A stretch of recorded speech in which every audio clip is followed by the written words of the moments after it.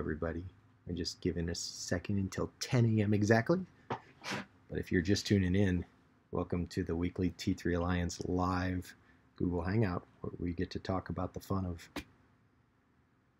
how to unpack this awesome set of curriculum lessons. 10 a.m. All right, we're off and ready to go. Welcome, everybody. It's wonderful to see you. I'm reporting from rainy Hilo today, and today is the second of our weekly Google Hangout sessions. Just to bring us back to what we're doing here, I'm going to jump over to my computer screen real quick and remind us that we were taking a look at the lesson sequence that we proposed for how you'd unpack a T3 Alliance summer program or an after-school program or something like that. And if you remember last week, we spoke a little bit about the first session you did was an overview of your program. It was how do you get started? What do you do to tell the students what to expect over the course of the program? So if you clicked on that link, you saw a whole bunch of, there's my webcast from last week, and then down here I've added in the Google slide presentations, links to tools and expectations, and lists of questions, things like that that can be gone over. And I'll do the exact same thing today after we finish talking about how we teach growth and fixed mindset. Then you'll have an opportunity to download anything I used as we went through it, and any resources that were available. But today we're going to have a lot of fun. This is one of my favorite lessons that I share with students. Remember, my goal here is not to teach the students, but to teach you how to teach the students, because that's the power. You can always fall back on finding a video clip of me teaching something, but it's you guys who are the ones who are setting the tone for your students and really helping them feel that this is a safe learning environment. So that being said, today we're going to hit three parts. The three parts of this second lesson are first, we're going to learn about growth mindset. What is it? They've heard it before, maybe they've never heard it. The second thing we're going to do, we're going to practice growth mindset with both an icebreaker and get a chance to see how having that fear affects them. And then the last one, we're going to actually make the transition from having a growth mindset into the world of robotics, and we'll build our Brushbot. Let me pull up the presentation that I'll be sharing with you guys a little bit later, and we'll get started. Growth mindset and a safe learning environment. So I'm going to present this, and you should still see me down in the corner there. Hello, there I am. Okay, awesome. So the first little, this is my favorite little sketch of what we do as we prepare students here. Growth mindset is an overarching umbrella type philosophy that is about everything we do in T3 Alliance. We know that underneath here we can use communication skills and tech skills. Communication skills are talking to each other or being able to communicate in a live environment. Right now I'm practicing a communication skill while I'm doing this on a live Google Hangout. We'll get there when we're ready to engage kids in their community. But tech skills are about how do I get up to that level. The growth mindset is, we really shouldn't be seeing these, I'll say later, remind me tomorrow, excuse me, and then I'll just ignore that. I don't want my computer to upgrade to Mojave right now. With growth mindset, we have two big camps of how we think of things. The first is, hey, I can develop my abilities, and I see challenges as growth opportunities. If there's something about I get a struggle, then the feedback that I get from somebody I really care about is really constructive. This we can all think of a student in our head who fits one of these examples. Because sometimes when they have a very fixed mindset, you see it more clearly. Either I can do this or I can't. And the two categories where I see this often are, one is in math and the other is in like sports. Somebody says, I am not a sports person, and if they think that, then they can kind of prove themselves right. Or they say, I'm not a math person, and therefore you're asking me to do something that's a little bit mathematical or a little bit technological, and they say, nope, can't do that. So they tend to be safe and say, I'm just going to do what I'm already good at. I'll stick to what I know, and if I'm a teenager and I'm learning to do stuff like this. Maybe I only know how to watch YouTube videos, or I only know how to do something that I know I'm good at, play video games, whatever it is. I don't like receiving feedback.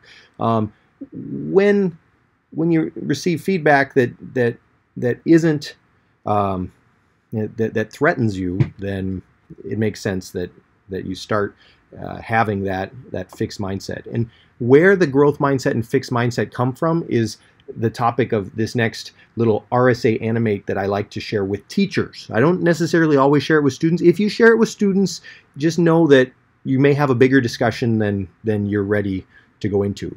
And Carol Dweck does this great job. I'm gonna pause and move it forward a few places and just talk about what it is. Have their intellectual I'm gonna hit mute so we can't see it, and I'm gonna close this little advertisement down there.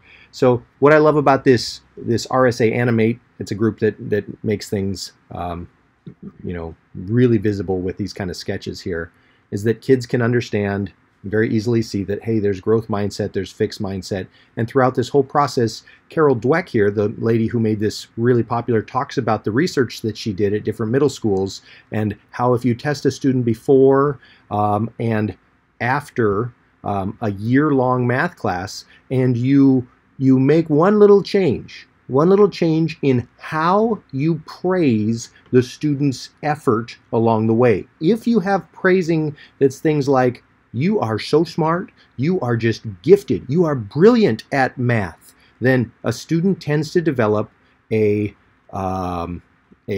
more of a growth or more of a fixed mindset than he does if they have more of the others, a more praising the effort side. So anyway, as you go through this presentation, listen to it yourself, but what you'll find is that the importance is in your classroom, you try as a teacher to praise their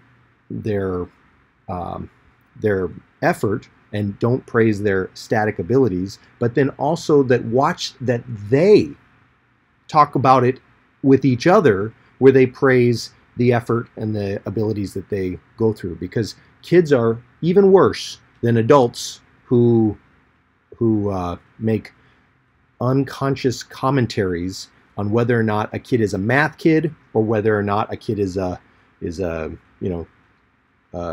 just not a math kid. And we want to phrase it so, hey, that was a good try, that was an awesome effort.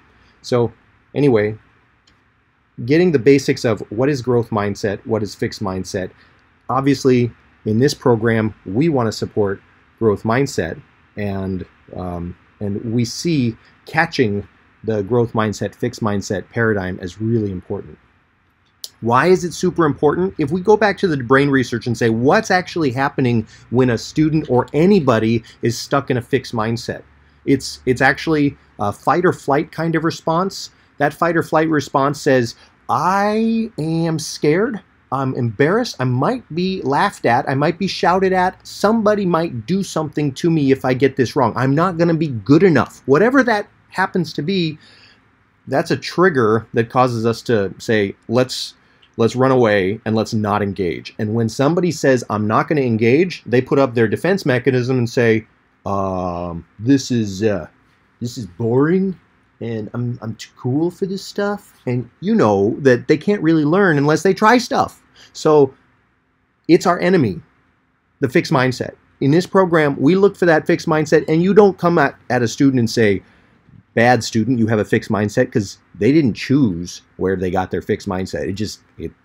It's the product of what their upbringing is. And you know that if you're working with first-generation college kids, that if you're working with underserved, they have a lot of opportunities to feel like there's a right and a wrong way for getting things done. So we're just going to make a safe learning space here where we make that culture happen. What's T3's solution to that? How do we approach that? Well, we think if somebody comes in with a fixed mindset and they're ready to be, oh, I'm too cool, well, play is a solution to that. So there's a picture in here of Legos, and you guys all have seen Legos before, and you know that when kids are just given unstructured time, they come up with cool things to do with Legos. There's a stick down there at that picture as well. You guys know a stick can be a stick, you know, it's a thing that transfers energy from a leaf down to a plant, but it can sure also be a sword. It can be like a drawing utensil. It could be all sorts of stuff. So when kids have that space to play, to really engage in some activities, then you can imagine what happens to that fear, what happens to that fixed mindset. It kind of takes a back seat, and the risk-taking, the trying stuff, the part of them that's more excited about let's see what happens when I try this, that takes precedence. So holding space for play is important. And I put that in there tough for educators because I'll raise my hand. I'm a teacher for 20 years, and I will say that having downtime in your class is really, really scary. You want to always keep kids busy. You want to say, oh, it's 5 minutes now. You should be doing your this or this or this. And kids sense that, and they say, uh-oh, I have to get this done. So I call it holding space. It's a term that's taken from the counseling world. And if you hold space for somebody, then you kind of send that message that it's all right. We have time for you to mess around and figure things out. It's not mess around like I'm going to waste your time, but we know as educators that it's important for them to have time to try stuff, to feel like if they're not successful, then it's their effort that counts. And that's what we modify. So the first way I do this with any group that I'm working with, and if you've been to one of my trainings before, you know that we've done this, is an icebreaker. Icebreakers, especially at the beginning of your program, if you are just starting a program and this is your second class, then you're going to want to make it so that people have something hard to do and they have to feel like they can watch their growth or fixed mindset. In this activity right here, it's got lots of names, and I'll show you like a video clip after of like how to get out of this. But essentially, it's two sets of ropes that are tied around people's hands in a loose fashion, and they're overlapping each other. And when the people are tied together, they have to get out, and they can't take the rope off their own hand. They can't cut the rope. They can't do all those things. And so, just imagine being a person of some kind of, abilities, being frustrated. And that frustration moment is a time when they can either say, I give up, this is stupid, or they say, how can we figure this out? And all sorts of cool options come up. But let that frustration exist for a little bit. Somebody will figure it out. And yes, you should know how to do it before. So if you watch this one, here's like a couple of magicians. There's fancy words for this: infinite loops, handcuffs, adventure activity. But essentially you slip one of the ropes through the other person and it works. So in the end, they'll have had fun, they'll have worked with each other, and they'll have had opportunities to describe it as they go. But when they're done with that, you can say, how did that feel? How was that? Did you notice that if some group got it done right away and they said, oh, we're done, that you felt a little certain way? Did you help somebody after you finished? Did you guys talk as you went through this thing? Did you see it as not a failure, but as a learning opportunity? So, this is another slide. Every time you find a slide about how do you compare a growth mindset and a fixed mindset, just leave the students with the idea that if I recognize that it's out there, then I can notice it. And that's huge. If they just notice the fact that they've got a fixed mindset and a growth mindset, and for the rest of the semester, the rest of the course that you're in, you keep coming back to that point, they're good. You can find lots of quotes from famous people. This is Thomas Edison, who said, I haven't failed. I've just found 10,000 ways that won't work. Well, that's a good attitude, right? Because everything out there. And any of you adults know this. You can find examples. You can ask kids to go back and forth and share some ideas. But now we are going to take that same energy right after the Brushbot, or right after the icebreaker. They're feeling playful. They're feeling like, yes, we're in a cool, safe environment. This is fun.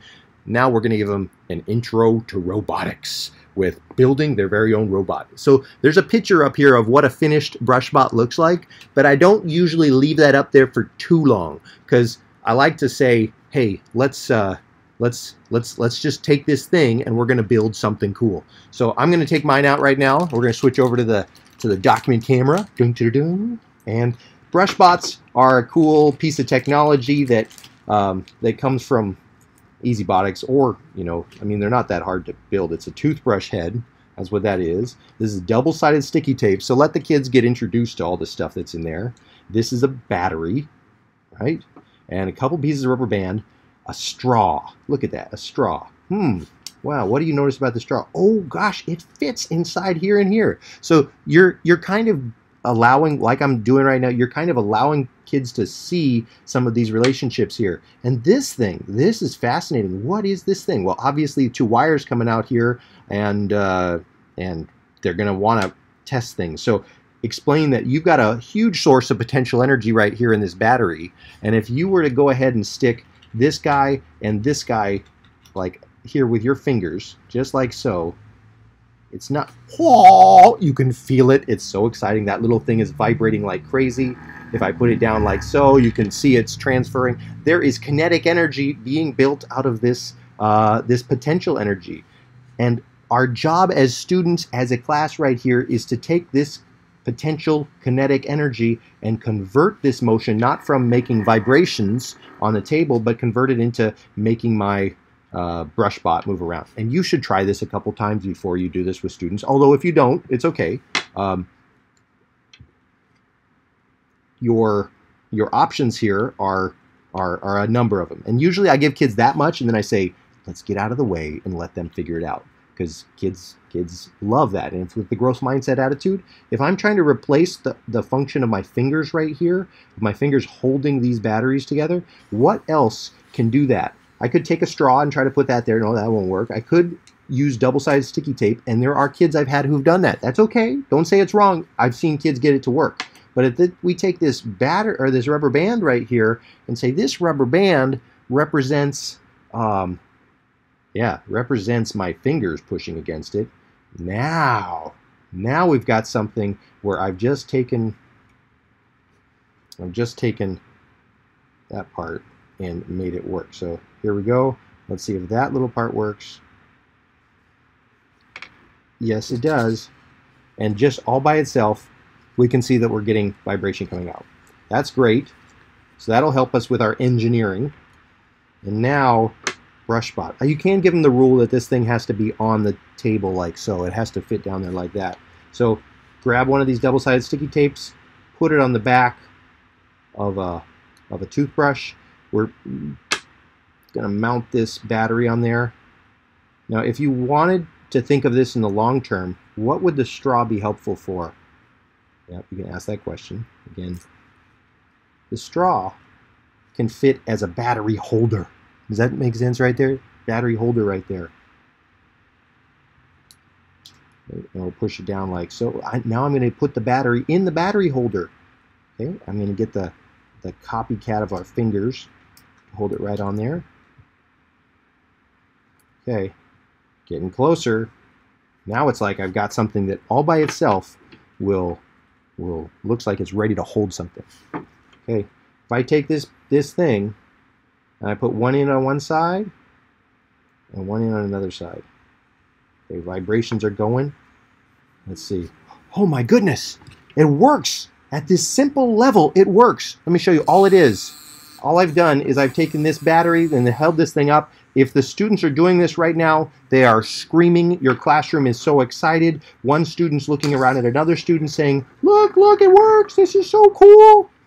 Now, what can you do to modify it? Here is where we have another opportunity that's pregnant with possibilities for modifying it. You can look at this thing and say, what's making this thing work? I'm going to jump back over to my screen and show you a couple physics examples on this thing. So, and this is like a little aside. I have done this with fifth graders, with parents, all sorts of people. We will, yeah, I'm gonna point out. I'll come back to that slide later. But first, you can say, let's learn about where the energy is coming from. Let's understand a little bit about the motors right here. Let's learn a little bit about the center of gravity, what's possible. We can teach kids about this stuff. I know why I put that slide up here. This is a little picture of kids actually racing these things, because it doesn't take very long before kids finish building their Brushbots. Look at all these different examples of them finishing their Brushbots, and then they're wanting to share it. They're wanting to say, look at what I just did. This is so cool. Look how fast mine is. look at how something mine is. These are electrical conduits that you can buy here in Hawaii. Those are pizza pans that you can use, and we have one competition that we call the sumo wrestling competition. This is another form of sumo wrestling competition. Just notice that it has to be a flat surface like that. Has to be a flat surface. So as you kind of point out to the kids that, hey, look what we've got. We've got an opportunity here to build something that you can compete with. It's still fun. It's still an enjoyable activity, but we can talk about center of gravity. We can talk about friction. Is there something that you can do with friction to make things go faster or slower? If you change your Brushbot a little bit, and I've seen people try to push and train the bristles of their Brushbot so that they go faster. Just like you pet a cat and notice that there's a right way of petting a cat, or if you see that a toothbrush really does have back and forth, starts to get splayed, you can train your bristles. I've also had students say, can I get a pair of scissors and cut this so that it makes like a downhill slant, and they think that goes faster. It's all possible. The point is that you say to them, you are the engineer. What you think is possible. If you needed actual sets of things to give them, you could have a set of things. We can have event relay race kind of competition stuff that you can use. You can have a sumo event, and all this stuff is linked off of below at this video tutorial. But what's important is that you, as the teacher, set up these opportunities here. You make it fun, and then when you do this, you have a chance at the end to reflect with the students. How did that feel working in our classroom together? How did that feel when you came up against a problem, something didn't work? As people, as the students talked about it, thought about it, understood it, the likely answer, or the one that I've seen in all the groups that I've worked with, is that they feel safe. They felt like it was challenging. They knew that they got the feedback they needed to right away as they went through it, because if their Brushbot didn't work, they wanted to fix it. And then they made a modification and they fixed it again.